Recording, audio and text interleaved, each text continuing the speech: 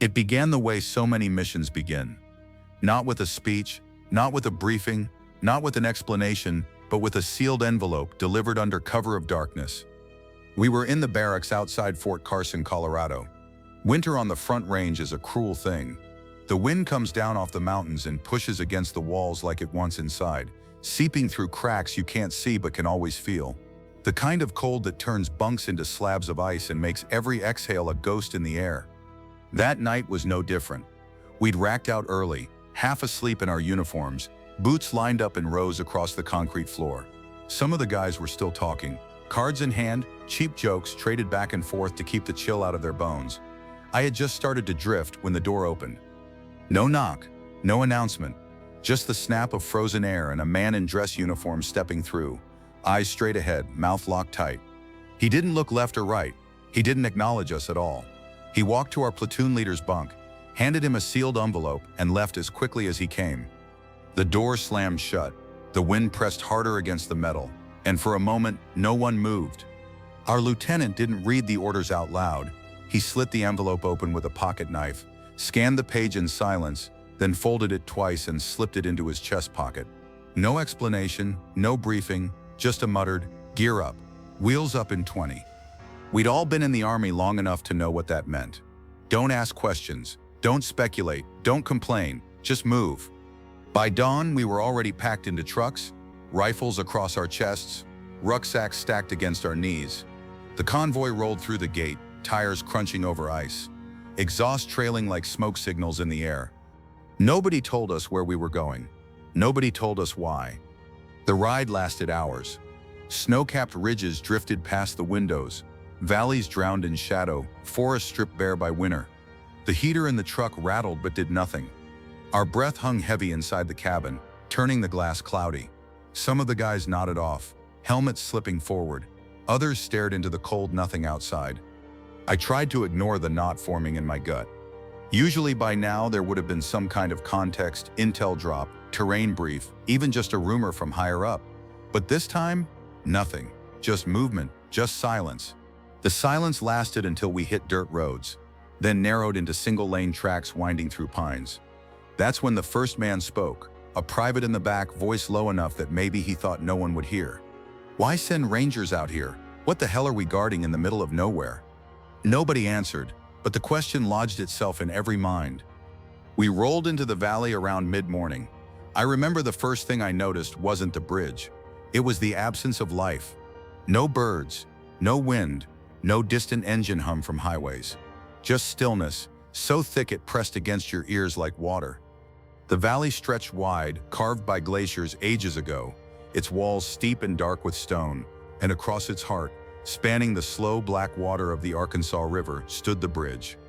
They called it Red Rock Bridge, though the steel beams were painted a fading army green. It rose high above the river, massive and skeletal, rivets lined like scars across its spine. Frost clung to every surface, sparkling in the pale light, turning the whole structure into a ghostly outline against the mountain backdrop. I'd seen bridges before. Nothing about this one should have felt unusual. But the moment my boots hit the frozen ground, something in my chest tightened. It wasn't awe. It wasn't even fear. It was the sense that the bridge was watching. We weren't alone. A jeep waited near the north approach, engine idling, exhaust pluming into the cold. Beside it stood a single officer, coat buttoned to his neck, hat pulled low. He didn't salute when our lieutenant stepped out. Didn't give his name, didn't even shake hands. He just walked up, eyes flicking across us one by one, like he was measuring our worth or our graves. Then he gave the order. Voice flat, words clipped short. Hold the bridge until passage. No deviation, no questions. That was it. Nothing more. Before any of us could ask what passage meant, he turned, climbed into the jeep and drove away, disappearing down the dirt road without looking back. We stood there in the cold, rifles slung, gear digging into shoulders, watching his taillights fade. The lieutenant said nothing. The sergeant barked for us to move. So we moved. We set up perimeter positions like clockwork, claymores wired, machine guns covering the approaches, radios tested and retested. We moved fast, because that's what we were trained to do, but none of us could shake the emptiness. The bridge creaked in the wind, long moans of strained steel, like an animal too tired to keep standing.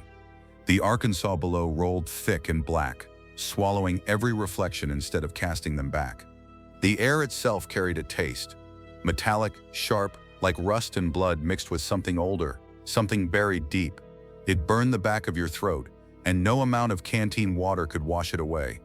By nightfall, frost had formed on our rifles and gear. Fires smoked but gave no warmth. The stars never appeared, just a black sheet pressing down from above. We rotated watches, eyes fixed on dark tree lines, ears straining against silence that seemed to grow heavier by the hour. When the clock hit 0200, I heard it, a long, distant screech of wheels on steel. Not from the bridge beneath my boots, not from anywhere we could see, just sounds circling, echoing, twisting through the valley like a train was moving somewhere it shouldn't. I scanned the horizon, nothing. The tracks lay dead and silent. But the screech kept going. By the time my relief came, the noise had faded. I told him what I'd heard. He only shook his head. "Didn't hear a damn thing," he said. I almost laughed it off. Almost. But as I laid down in my tent, frost creeping across the canvas, I realized something that kept me awake until dawn. The officer had never said protect the bridge. He said, hold until passage. And whatever was coming, it wasn't ours to stop. That was the beginning. At first light, the frost was so thick on our rifles that the bolts felt welded shut. We broke them free with stiff fingers, steam from our breath curling over the steel. The valley was gray and hollow, the bridge looming like a skeleton against the rising sun. Nobody spoke much during chow. The rations tasted like sawdust. Coffee was strong enough to peel paint, but not even that could cut through the weight pressing down on us. When the radio crackled, every man froze. We expected command, maybe a sightrep, maybe a fragment of clarity about why we were freezing our bones on a bridge in the middle of nowhere. Instead, what came through was nothing but static. It rolled over us, sharp and broken, and then through the distortion came three words, calm and clipped, like a machine reading from a script. Hold until passage. The same phrase. No call sign, no code, just repetition. The sergeant wrote the words in his notebook, hands steady but jaw tight. He didn't look at us. He didn't have to. We were all thinking the same thing. Whatever this mission was, it wasn't about defense. It wasn't about tactics. It was about keeping us here, planted like posts in the ice until something rolled across the bridge. We spread ourselves thin. 5 fire teams posted on both sides of the river. 2 men watched the northern embankment, rifles trained on the tracks that cut through the dense pine. Others walked patrol along the steel itself, boots clanging on frozen beams that groaned beneath their weight. Every footstep echoed like it didn't want to end. I remember glancing down at the river. The Arkansas usually runs quick, carving through canyons with restless current, but here it moved like tar, thick, black, sluggish, swallowing what little light managed to filter through the clouded sky. When the moon touched it at night, the water didn't reflect, it absorbed, pulling the glow into itself until it was gone. By the second day, the routine set in. We set up a command tent near the tree line, built small fires that smoked but gave no heat, and ran equipment checks to kill time. Some guys played cards, though the laughter you'd expect never came. Jokes died in throats. The new kid barely out of training kept his mouth shut, eyes wide, trying to pretend he wasn't rattled. It wasn't just the cold that weighed on us. It was the silence. The valley swallowed every sound, devoured it whole. You could clear your throat, stomp your boots, even fire around, and the echo would die before it reached the trees.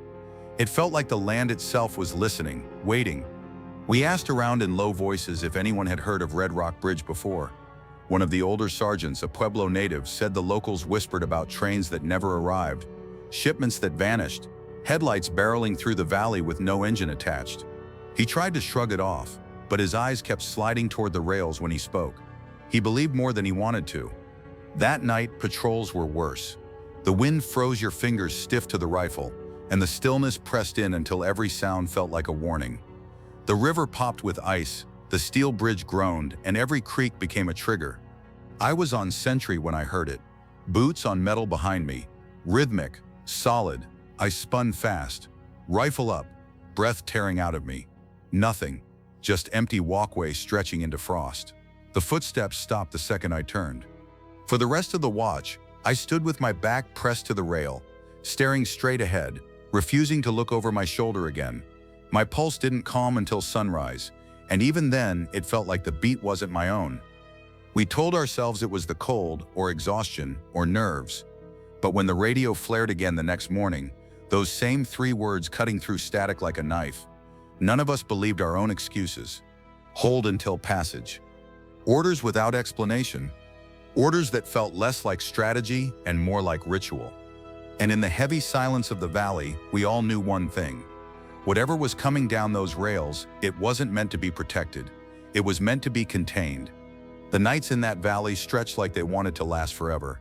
Time itself felt warped, stretched thin, dragged out until minutes weighed as heavy as hours. On the 3rd night, the silence deepened so much it felt like a second skin. We had all learned to live with the emptiness by then, learned to swallow words, to keep conversations short, to breathe shallow so the cold wouldn't cut deeper. But there was something else growing underneath it all. The bridge was changing.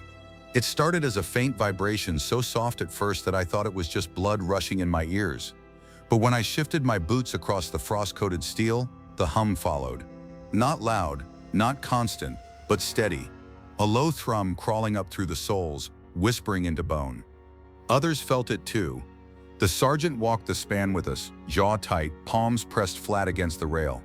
He didn't say it out loud, but I saw the way his shoulders stiffened. The bridge was alive. Not in the way an engine rattles or a machine ticks. This was something deeper. A pulse, a heartbeat. We tried to ignore it.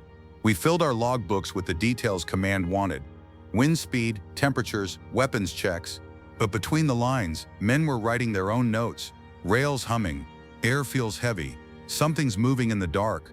It was close to 2300 when the hum grew stronger, rattling loose frost from the beams. I was walking the southern side of the span when I heard it for the first time. A whistle. Not the sharp blast of a modern engine, but a drawn-out cry, low and mournful, rolling across the valley like a voice from another century. It rose then fell, stretched so thin it almost broke apart. Every hair on my arm stood on end. I froze, breath clouding, eyes searching the horizon. There was nothing. No headlight cutting through the trees. No smoke, no movement at all. The rails beneath me stayed still, dead cold under frost. And yet the whistle carried on, circling, echoing off rock and pine, never fading, never approaching. Others heard it too. I saw men stiffen on watch, rifles lifting without orders, eyes wide with confusion they tried to hide, but not everyone heard. When I whispered into comms, "You hear that?" Half the squad answered yes, voices shaky. The other half swore the night was silent. That was worse than all of it, a sound that existed for only some of us. The whistle lasted maybe 5 minutes, maybe 10. Time didn't move right in that place. When it ended, it left behind a silence heavier than before, heavier and meaner. That was when panic cracked. One of the privates, a nervous kid from Texas, snapped his rifle to his shoulder and fired. The burst shattered the stillness, tracer rounds cutting red across the fog that had begun to roll over the river. His shots vanished into nothing.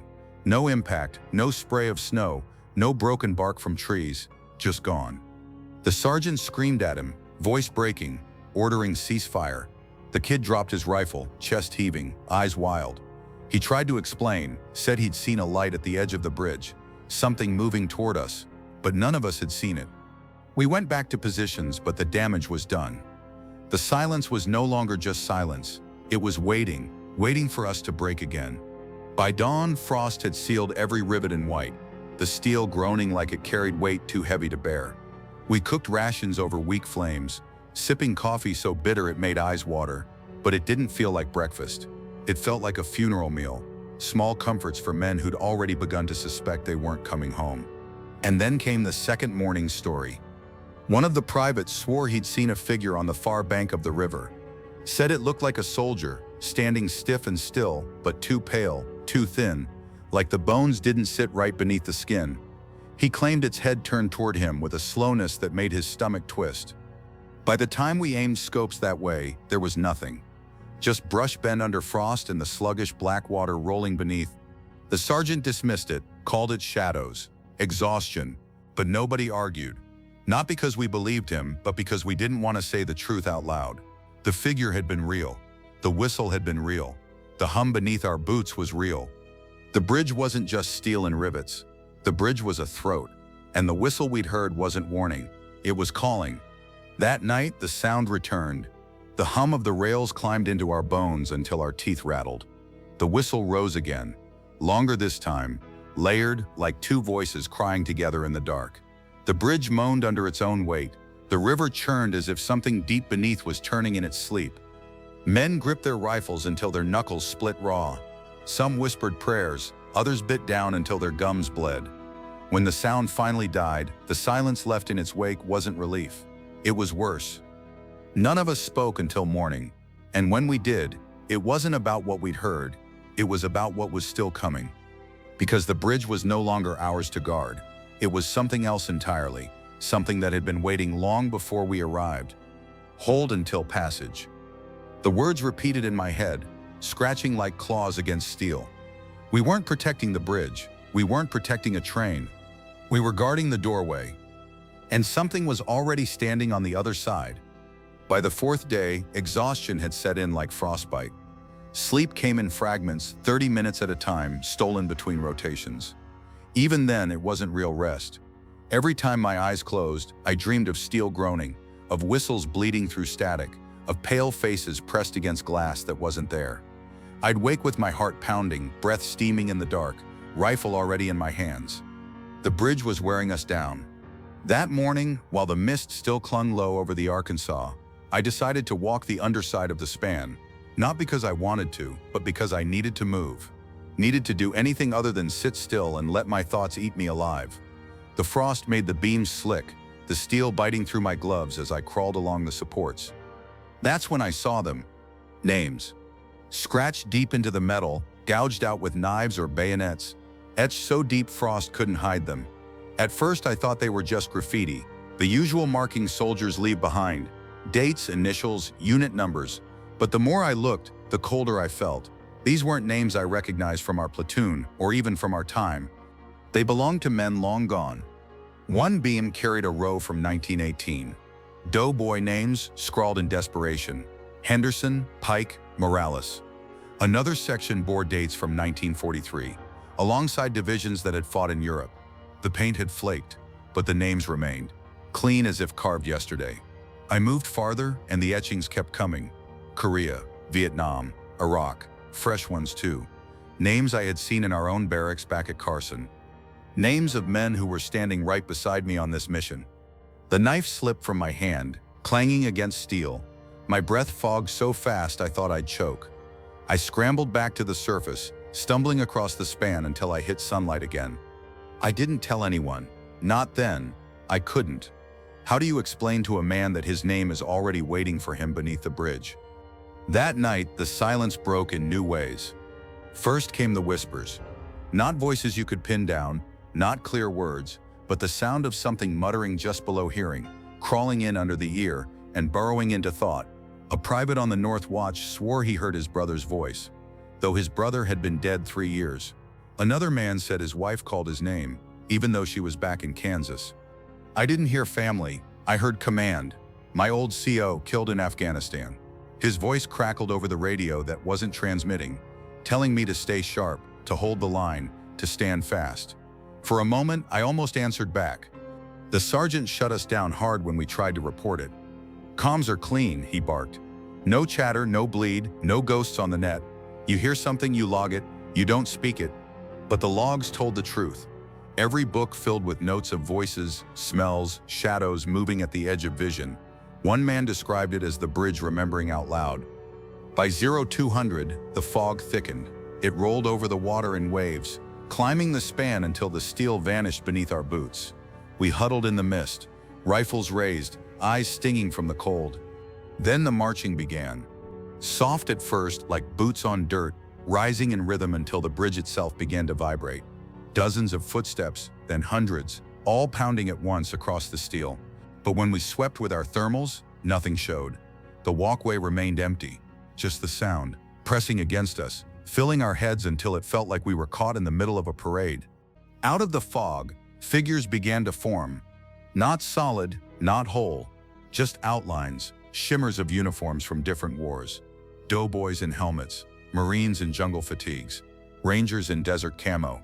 They marched side by side, silent, eyes hollow, skin gray as ash. Some carried rifles, others clutched their helmets, some dragged chains that scraped against the steel. They passed right through us. Cold burned against my chest as one walked through me, a freezing weight that left me gasping like I'd been dropped into the river. None of us fired, none of us spoke. When the last of them vanished into the mist, the bridge groaned louder than ever. Rivets popped in the cold, beams shuddered, frost rained down. I thought it would collapse under our feet. But then the sound stopped. Just silence again. Thick, waiting. At dawn, more names had appeared, fresh scratches on the girders. The steel flaked raw. This time I saw my own. Not deep, not old. Just 4 letters carved in haste, as if the bridge already knew I'd been there.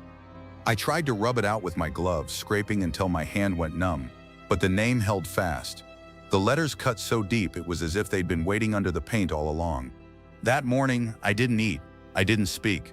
I just sat with my rifle across my lap, eyes locked on the steel beneath my boots, wondering how many nights it would take before the bridge claimed us all. And the worst part was seeing my name. It was knowing others had seen theirs too, and none of us were brave enough to say it out loud.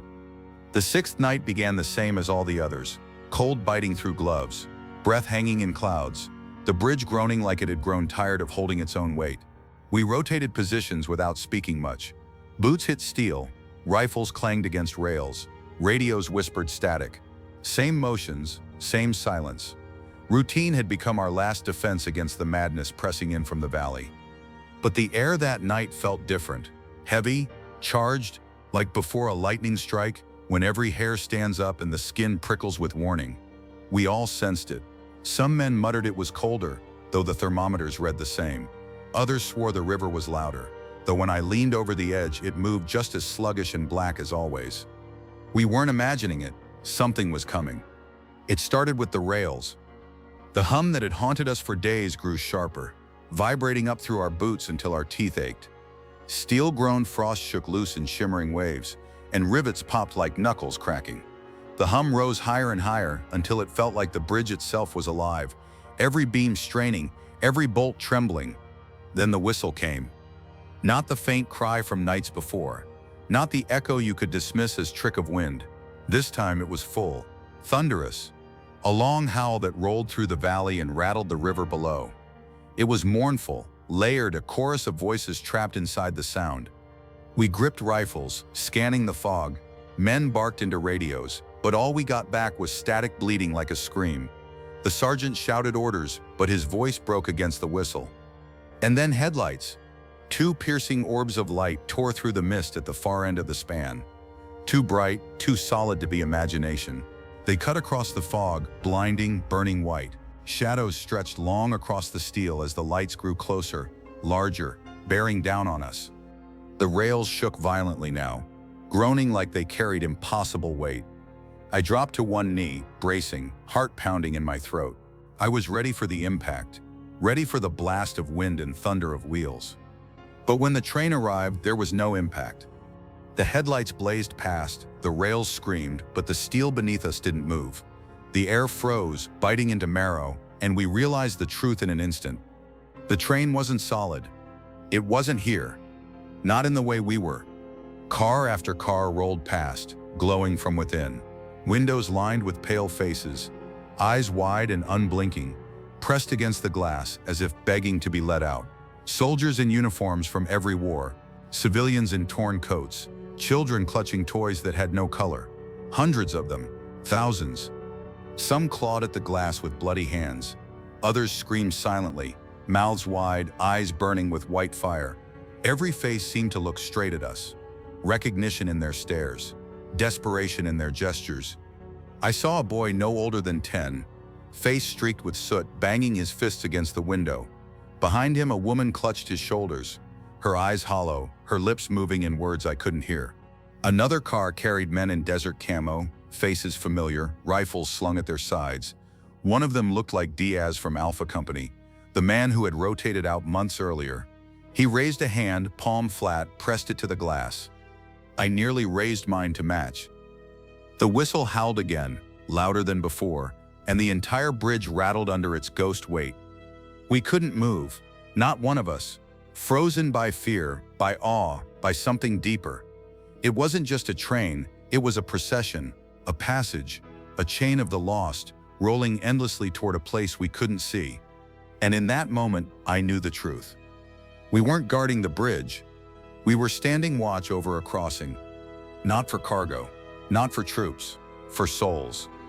The phantom train passed for what felt like hours, each car glowing, each window lined with faces. My chest tightened until it felt like my ribs would snap, breath locked behind the weight of what I was seeing.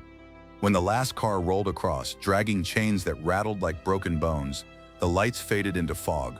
The rails stopped humming, the whistle died, silence returned. But it wasn't the same silence as before. This one was heavier, final, a silence that carried the echo of a truth none of us wanted to speak. The bridge wasn't haunted. The bridge was a gateway, and whatever had passed that night hadn't been carrying freight. It had been carrying prisoners. Morning broke weak and gray. None of us ate, none of us spoke. Men stared at their rifles, at the river, at their own trembling hands. When I opened my logbook to write, I didn't note the weather or the temperature. I wrote only one line. The train came, and I knew it would come again. By the seventh night, none of us doubted anymore. The train was real, or real enough to leave its weight in our bones, to freeze our skin, to twist our dreams into echoes of faces behind glass. We didn't talk about it openly, but every man knew. You could see it in the way they carried themselves. Rifles tighter against shoulders, eyes darting into fog, lips moving in prayers that never left their throats. We had been given no new orders, no contact from command, just silence. Silence and that single phrase echoing in our heads. Hold until passage. But the train had passed. We'd seen it with our own eyes. So why were we still here? The answer came with the fog. It rolled in heavier than before, curling over the steel, wrapping the span in a thick shroud. The air tasted like rust and old ash, sharp enough to sting the back of the throat. Radios spat static, every channel dead, nothing but a low hiss that crawled through the headsets like breath. At 0100, the humming began again. The rails trembled, frost cracking and falling in sheets. Boots rattled against the span. The whistle followed, mournful, layered, pulling every hair on my arms upright. We braced ourselves, rifles raised, waiting for the glow of headlights. But this time, the train did not pass us by.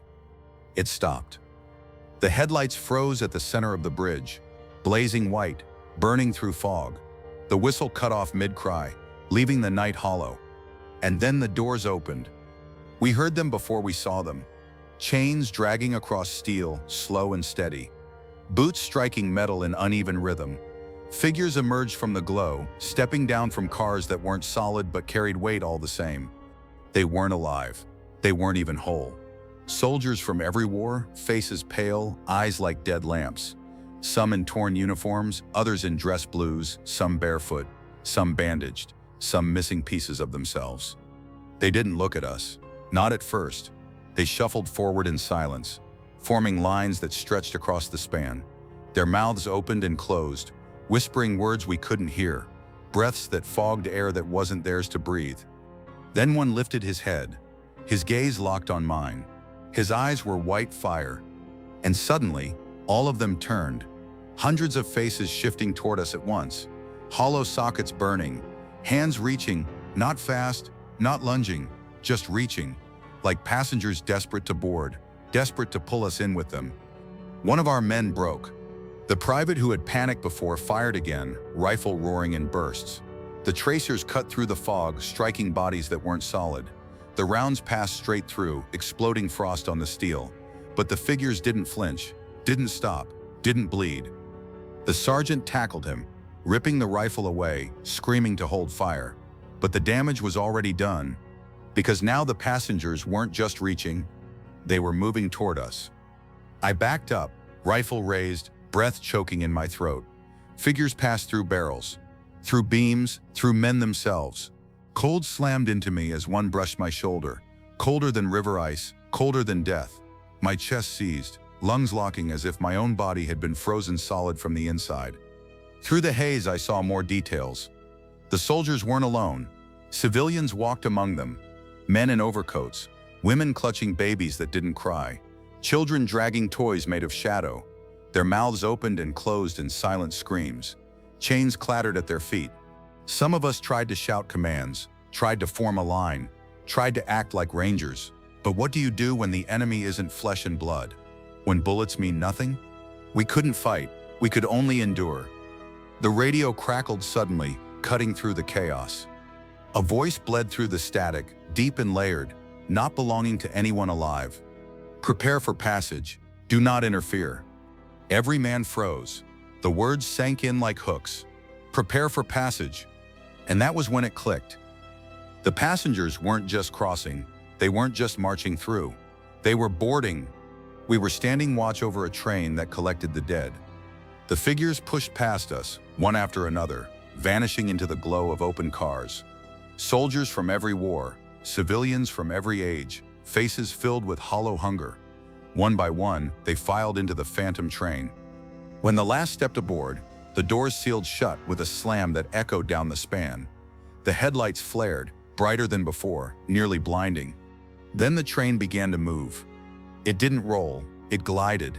Wheels turned without sound, without friction, without weight. The whistle screamed once more, splitting the night before the lights dissolved into fog. And just like that, it was gone. We were left standing in silence, breath frozen, hearts pounding. None of us spoke. None of us needed to. Because when we checked the girders in the morning, new names had been carved into the steel. Names of men still alive. Names of men standing right there with us, rifles in hand, eyes wide with terror. And among those names, fresh and sharp, was the private who had fired his weapon. He was still breathing, still with us. But his name was already waiting. By the 8th night, our nerves had frayed to wires. No man trusted the silence anymore. Every groan of the bridge felt like a warning. Every hiss of static over the radios like a whisper just out of reach. We had witnessed the impossible. A phantom train rolling across steel that never shook, carrying passengers who were neither alive nor gone. And worse, we had seen those passengers choose. They hadn't simply passed by. They had reached, leaned, stared at us like fishermen eyeing bait. The sergeant tried to keep us sharp. He ordered tighter rotations, body cams hot, double checks on every weapon and every claymore wired along the approaches. But discipline only carried us so far. You can drill until your muscles move on instinct. But instinct means nothing when your rifle might as well be a stick against what we faced. The valley knew it, the bridge knew it, and deep down so did we. That night the fog came faster, rolling in before midnight like a tide.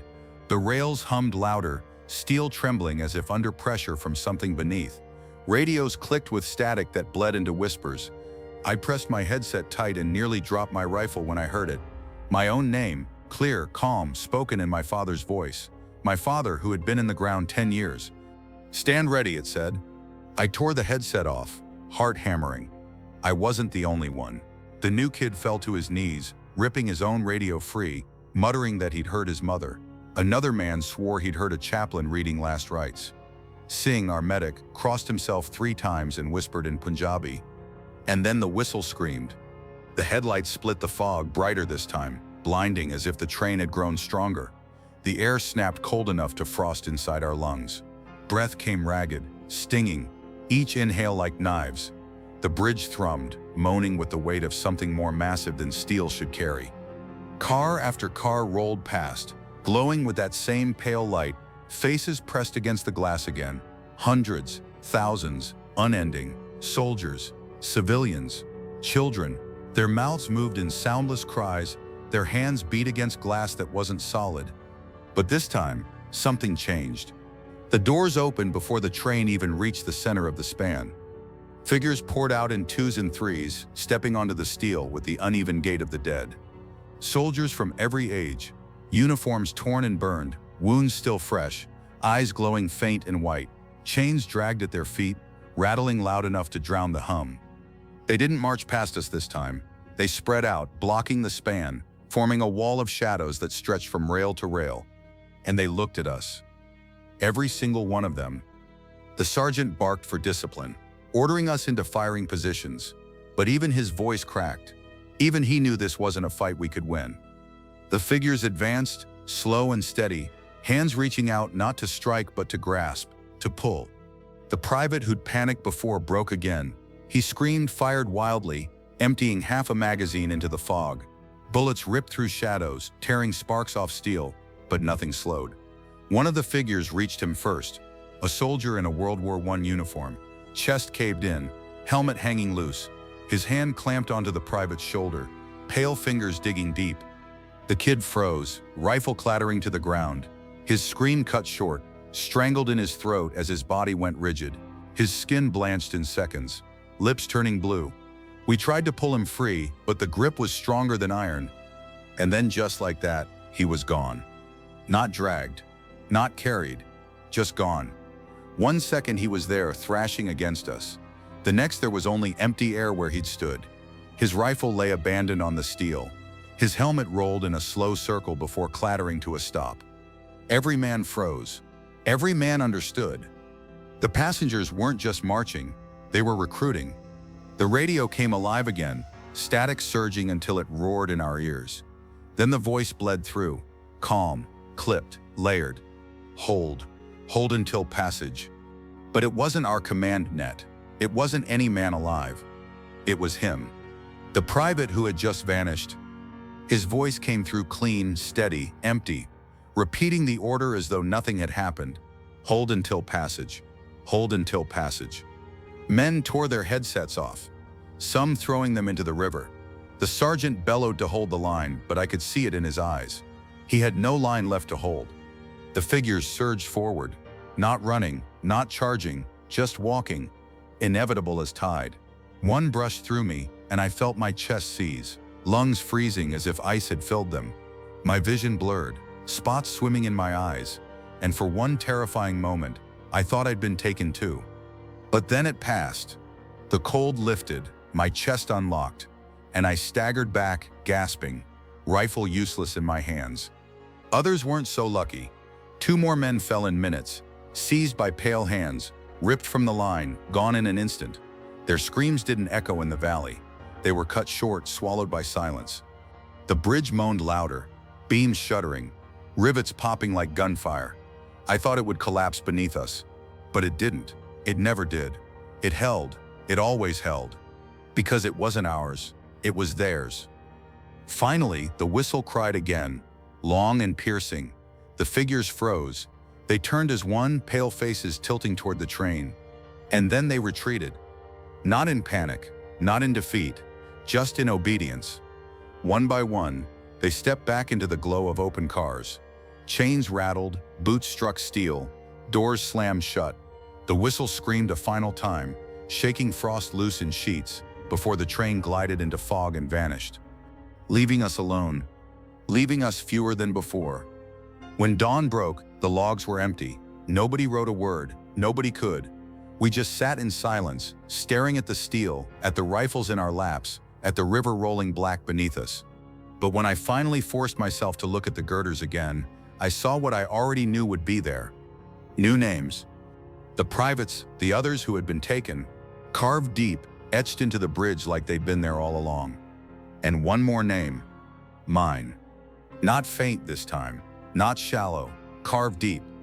Waiting. At dawn, the bridge looked the same as it always did. Frost clinging to rivets, beams stretching out over black water, mist hugging the rails like a second skin. To anyone passing through, it was just an old span of steel, another relic in the middle of nowhere. But we knew better. We'd watched men vanish into the fog. We'd heard voices that shouldn't exist. We'd seen names carved into the girders before their owners had even gone missing. The sergeant tried to hold us together. He barked orders, made us clean rifles, double-check logs, set comms checks on the hour. It was all busy work. He knew it. We knew it. But routine was the only thing keeping us upright.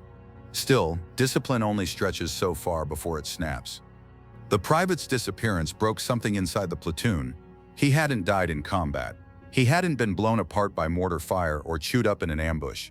He'd been taken, sucked straight out of our world, erased so fast his helmet was still rolling on the deck when he was gone.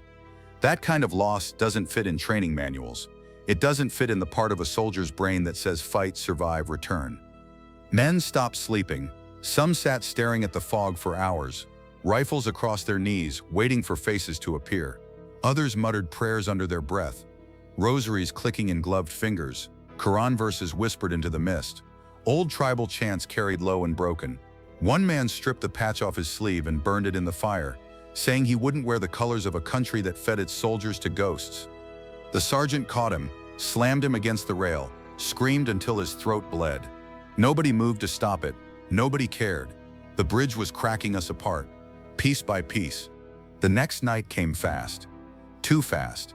Shadows lengthened, sun bled out over the ridge, and before we'd finished choking down rations, the fog was already thick. The air burned metallic, sharp as knives, stinging the back of the throat. Radios clicked with whispers, more voices now, overlapping, a chorus of the dead trying to crawl through the static. Hold. Stand fast. Come aboard. Sometimes it was strangers. Sometimes it was people we knew. Diaz swore his dead uncle called him by name. Singh said he heard his grandmother, voice soft as when she'd sung him to sleep as a child. I heard my CO again, clear as if he were right beside me. Stand ready, soldier, stand ready. The hum rose in the rails, the whistle screamed, headlights split the fog, and the train returned.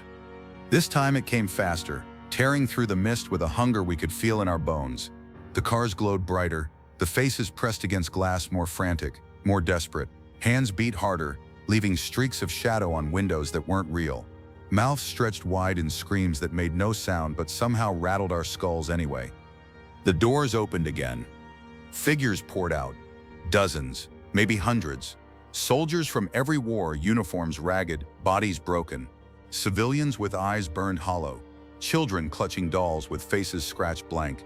They spread across the bridge, pale glow seeping from their skin, chains rattling like bones ground together.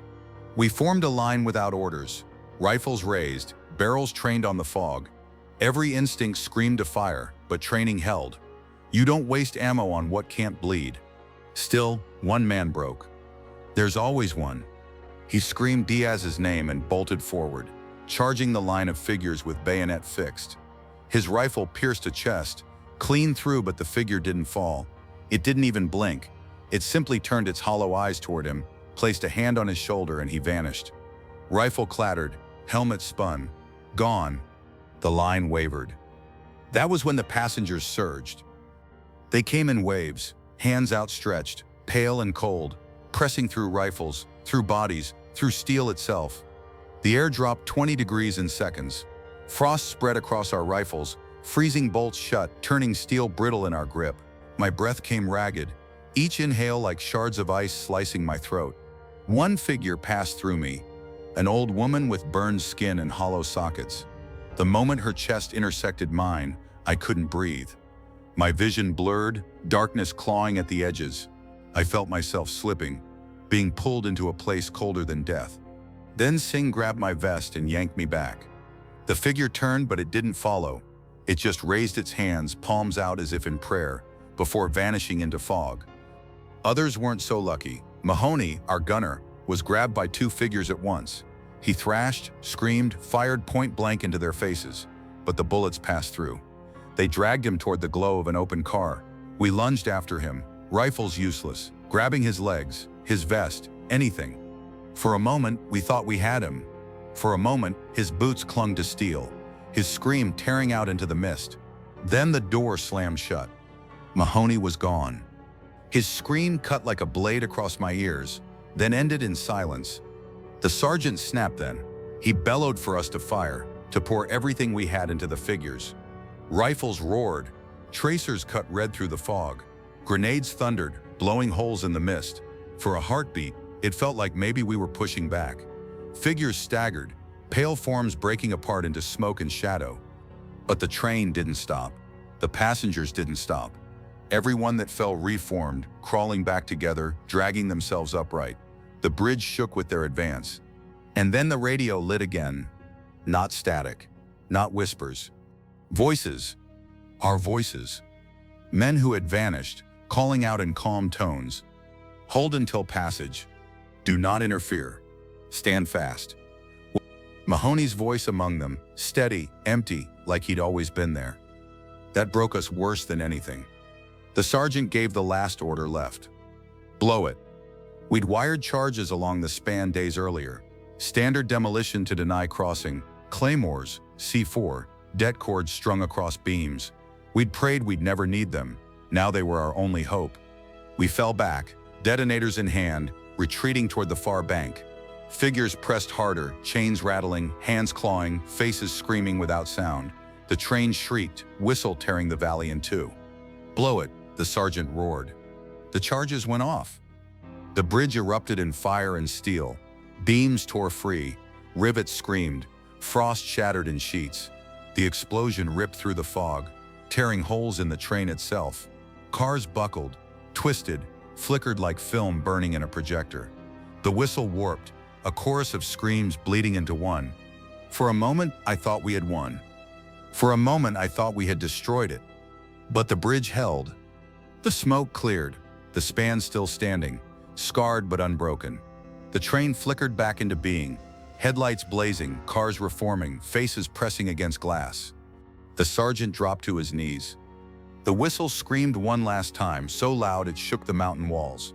Then, just as suddenly, the train glided away, fading into mist, dragging the passengers with it, leaving us broken. Fewer, silent. When dawn came, 2 more names had appeared on the girders. Mahoney, Diaz, carved deep, waiting. Eternal. The rest of us stood staring, rifles heavy in our hands, knowing the truth. The charges hadn't been meant to destroy the bridge. They'd been meant to test us. And the bridge had passed. When the dawn light finally crept over the ridge, none of us spoke. Smoke from the failed charges still hung low in the valley, clinging to the beams like a second skin. The steel looked twisted, scarred, blackened from the blast. But the bridge stood whole, defiant, like it had mocked our attempt. We had thrown everything at it. Rifles, grenades, plastic explosives, and it hadn't mattered. The structure wasn't steel anymore. It wasn't beams and bolts. It was something older, something that existed beneath the surface of the world, only pretending to be iron so men like us would stand on it. The sergeant sat against a girder, helmet in his lap, staring at the scars our charges had left. His lips moved like he was whispering, though no words came out. He looked smaller than I'd ever seen him. A man who had spent his life yelling orders suddenly stripped of all authority. Some men begged to pull out. They wanted to hike back to the trucks, to the road, to anywhere but here. Others argued the bridge was cursed ground. That command had sent us here to die, to feed whatever this thing was.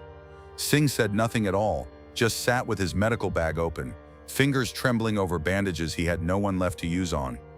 And me, I couldn't stop staring at the names. They multiplied overnight. Not just Mahoney and Diaz, not just the private who'd been taken earlier. There were new ones too. Men still alive, breathing right beside me. Waller, Singh, even the sergeants. And mine, carved deeper than before. Fresh, sharp, wet with frost that looked like it had bled from the steel itself. By the 10th night, we had stopped pretending. No log entries, no rotations, no attempts at sleep. We just sat on the span, rifles across our knees, staring into fog that never lifted, waiting. The air grew heavy. Each breath scraped raw, like inhaling glass. Radios flickered with voices, sometimes our own, sometimes strangers. I heard my father again, calm, commanding. Stand fast, do not fear. Others heard their wives, their children, their brothers. The dead spoke as easily as the living. Then the rails began to hum. This time it was stronger than ever. The steel pulsed beneath us, rising and falling like a heartbeat. The whistle followed, louder, sharper, a sound that carried not just through the valley but through our chests, rattling ribs, cracking teeth. The headlights blazed into existence, and the train came again. But this time, it did not just pass. It stopped, dead center on the bridge, and the doors opened wide. They poured out in ranks, not a handful this time, not dozens, hundreds, thousands, an army of the dead, soldiers from every war, faces pale, eyes burning white. Civilians mixed among them, women in dresses from another century, children clutching dolls with missing eyes, old men in suits stained with blood. They stretched from one end of the span to the other, wall to wall, blocking us in. The bridge shook beneath their weight, but not a single beam bent, not a single rivet popped. They didn't speak at first, just stood there staring, chains rattling, mouths opening and closing in silent rhythm. Then the leader stepped forward, tall, broad-shouldered, uniform tattered beyond recognition. His face was a blur, like smoke wrapped around bone, but his eyes burned brighter than the rest. He opened his mouth, and when he spoke, it wasn't one voice. It was many. Dozens layered together, a chorus of the lost. Hold. The word hit like a hammer, vibrating through marrow, searing into thought. Men staggered, clutching helmets, covering ears, but the word wasn't sound. It was command. It filled your skull, your chest, your blood. Hold until passage. The bridge itself seemed to groan with the words, and that was when I understood. We weren't guarding the bridge to stop anything.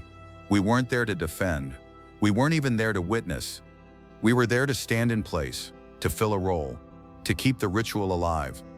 We weren't soldiers anymore. We were placeholders. We were offerings.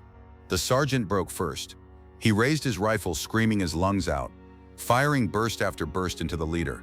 Tracers cut through the fog, rounds sparking off beams, but the figure didn't flinch, didn't bleed, didn't fall. The leader simply raised one pale hand. The sergeant froze, his body locked rigid. His scream cut short, and in the next blink, he was gone. His helmet hit the steel, rolling in a slow circle before toppling over the edge into the river. The rest of us opened fire. Chaos erupted. Rifles barked, grenades thumped, steel rang with every blast. Shadows tore apart, only to reform. Figures fell, only to rise again.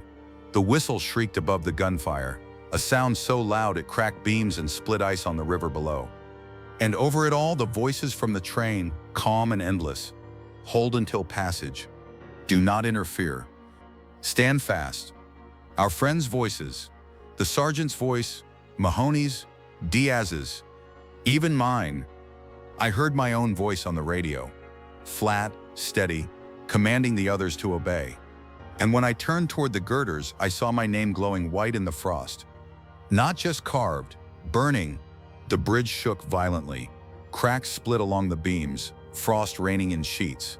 I thought it was finally collapsing, but no, it was opening, expanding, becoming something larger than steel, something that stretched beyond the valley, beyond the world itself. The passengers pressed forward. We fell back, step by step, toward the far bank. Rifles jammed, bolts frozen, ammo useless. Men screamed, cried, prayed.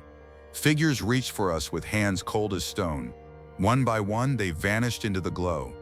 When Waller went down, I lunged for him. My fingers brushed his vest, but a figure seized him first. His scream tore through the mist, cut off as he was pulled into the train. His rifle clattered at my feet. His name burned into the girder beside me. Singh went next, dragged by two children with hollow eyes. He didn't even fight. He just whispered a prayer, closed his eyes, and let them take him. I was alone.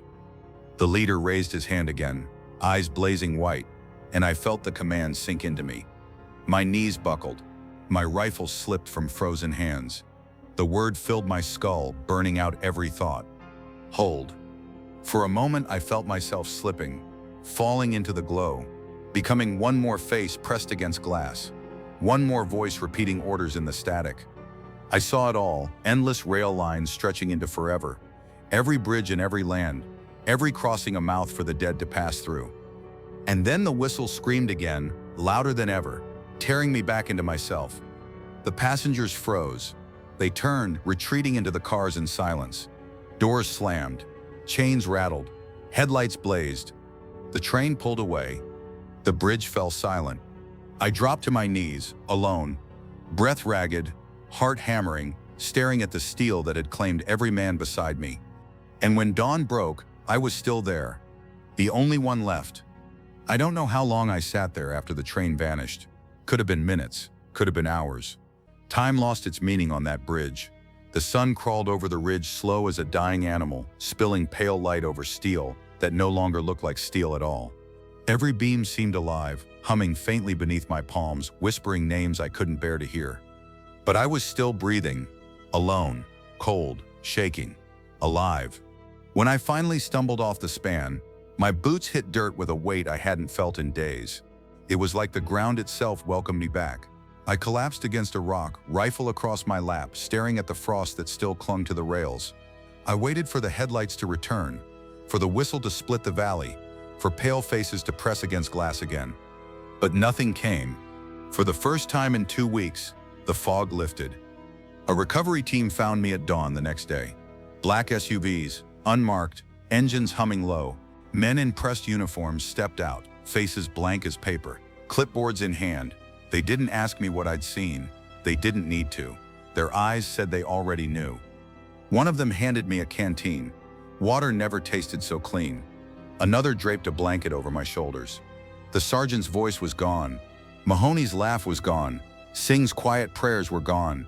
But that water reminded me I was still here, still flesh, still mine. The officer in charge leaned close, his words clipped, sterile. The report will read training accident, structural collapse, survivors 1. Do you understand? I nodded. My throat was too raw to answer. They didn't arrest me, didn't threaten me. They just loaded me into the SUV and drove me out of the valley, never once glancing at the bridge in the rear view.